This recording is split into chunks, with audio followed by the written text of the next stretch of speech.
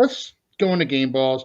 I'm going to start off with my first game ball, with my game ball player of the game, guy whose jersey I own, Nice. huge fan of his, and honestly, if you're not going to pay him after a play like that, then when are you going to pay him? Javon Holland is my first game ball.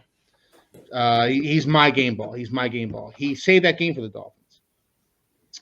Travis Etienne was getting ready to go in and kind of put this game out of reach, and Javon Holland came in and made the play for the entire Dolphins team that needed to be made.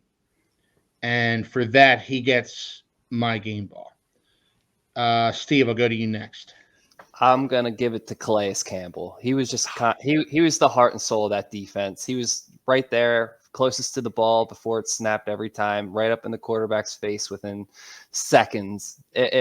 Trevor had no time. I mean, there just wasn't a whole lot of time for Jacksonville to get together because of Calais Campbell. Yeah. Anthony, you next. Do Josh first because I want to see who he picks because then that's going to alter mine. Okay. I was waiting to do the same. Who gets your game ball? I have a few. I think, honestly, as hard as this is for me to admit, but I am a man that admits when he's wrong.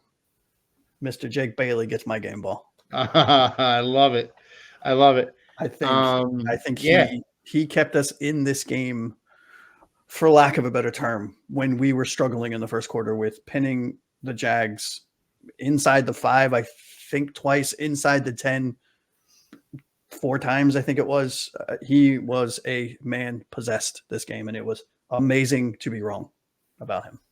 Yeah, agreed.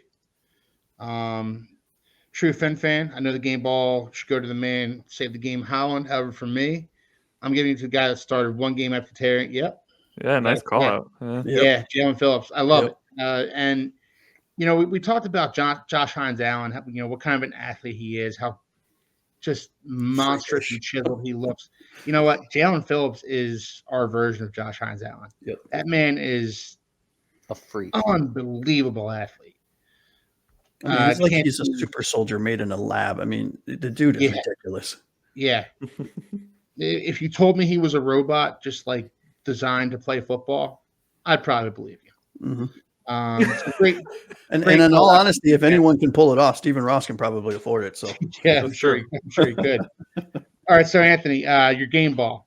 Yeah, I wanted to throw it to Josh because I didn't want to steal Bailey from him, so I'm happy I did that.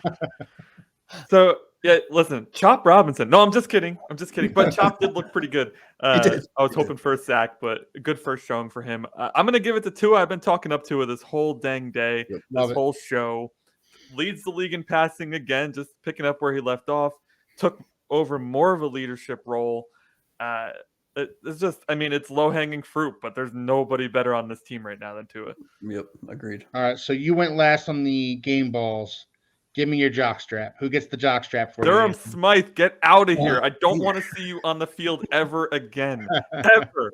I mean, listen, the one pass was like a father throwing like a Nerf ball to a toddler, right? I know. Right, just like, oh, don't know why I can't catch it. What is going on? Like, I couldn't believe he dropped the balls that he dropped. It was just, it was 3 in a row. Every time we need it. Yeah.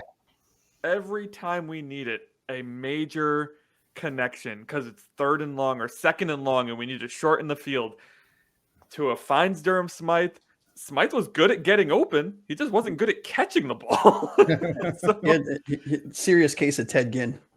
Yeah. Like Josh mentioned, Julian Hill was way more impressive. Jonnu Smith may as well have been invisible. So I would give it to the tight end room overall if Hill hadn't played well. So I'm going to go with Durham Smythe.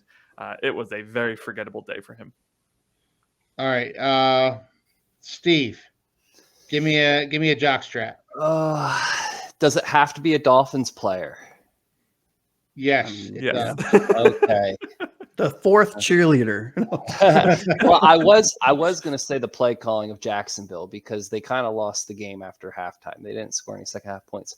But if we're gonna say a jock strap on the Miami Dolphins team, I would probably say Robert Hunt because he couldn't get out of a quarter without getting Robert Jones. Robert Jones. I'm sorry, Robert. Yeah. I wish Hunt was still here. Yeah, that easy mistake. That's my fault. Yeah. Yeah, right. But no, that was That was hard. That was some good plays were called back with those. Yeah, agreed. Deflated. So, Josh, I went first, so that means you go ahead and give me your jock strap. Yeah, this one's very easy for me, and I don't even think it was close. I fully agree with Smythe, and I fully agree with Rob Jones. Not that you guys need me to agree with you, but I think the player that played worse, given the position he was in and given the name recognition, Jordan Poyer. I think he was late on everything. I think you could tell he was playing like he was 75 years old. He was misreading plays. I think he had maybe one or two good run stuffs as a drop down safety and as a box safety, but I would be thrilled, to Anthony's point, if Marcus May starts next game, because I think Josh Allen will take advantage of Jordan Poyer's kind of. You could tell Father Time is not being real nice to him. Now, I don't know if it was rust. I don't know. I mean, maybe he had a little nagging something or other. I don't really know, but he just did not show out at all in his first game as a Miami Dolphin. Yeah, at one point he got a face mask and literally got his hand caught in the dude's face mask. Now, I know he was wearing a cast, right? I think he was wearing a cast, so his cast got caught in the guy's face mask. And the commentators, they kind of they commented on it, saying, he got caught. The fox got caught in the hen house. So yeah, I agree with.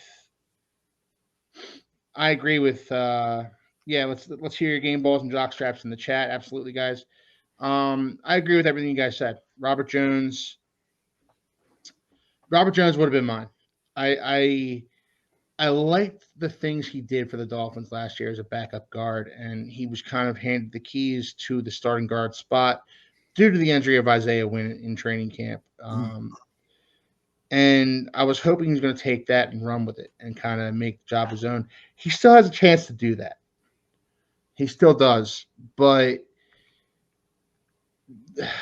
man, it did not get off to a good start. The one hold he had was 7 yards behind the play. It was not a hold he needed to commit. Yeah. And it negated a huge play for the Dolphins. Yeah, 37-yard Achane run, I believe. Yeah. Negated just a huge play, and it was just disgusting. The Dolphins had some demoralizing penalties when they could least afford to get them in that game. We had 9 total penalties for over 100 yards. Unfreaking real. So my jock strap award is going to go to a guy who it's going to raise your guys' eyebrows a little bit. Uh-oh. And given what we were talking about earlier in our Discord and earlier in the show, I'm giving my jock strap to Jalen Ramsey. Jalen Ramsey did not look good in this game. Jalen Ramsey, he chased down that play, and it was a great effort play by him. But you know what? You just became the top-paid cornerback in the NFL again. We need better from you. What's that? Get the comments. That's hilarious. Well done. Well done. Yes. Them too. Yeah. Sorry, Keith. Well done. That's hilarious. But Jalen Ramsey gets my jock strap award. You just become the top-paid cornerback in the NFL again. We need better from you. We need better. We need you to cover better. We need you to be better, not get beat in the first place by Brian Thomas. And then I understand why you committed the pass interference penalty, but you need to look back for the ball, and you need to understand that was an underthrown football. Honestly, if he looks back for the ball, he might get an interception there. Mm-hmm. But instead, he tackles the receiver and puts the ball on the one, and the touchdown was kind of inevitable at that point. So Jalen Ramsey gets my jock strap award this week. I'm hoping to give him a game ball later on in the season, though, because I know he's be able to. Oh, for sure. Well, I think a lot went into him playing poorly this game. I mean, I don't think any of us can argue that he played poorly, but I think a lot went into, behind the scenes why he played poorly. And that's not an excuse, right? I mean, at the end of the day, you're the highest paid cornerback. You suited up, you're on the field, make some damn plays. But I think the rust being out of football shape. I mean, everything we touched on earlier in the show, the injury. I think, being on a snap count, not being able to get into a rhythm. I mean, there's a lot that goes into it, but I could not agree with you more. My number one jock strap would have been Durham Smythe, though, Anthony. I was so pissed off him throughout that game. Oh, my goodness. And at one point, they called a hold on him, and I don't think it was him that committed the penalty, actually. No, it wasn't. No, I it was remember that. It was John. What's that? It was Johnu, yeah. It was Johnu, but they called it on him. They called it on Durham Smythe, and and that was right after he dropped the ball. So, oh my God! We were raging we were raging in Discord. We were like, "Dang it, it's Smythe again!" Poor guy, it wasn't even him. You know what? That's what he gets.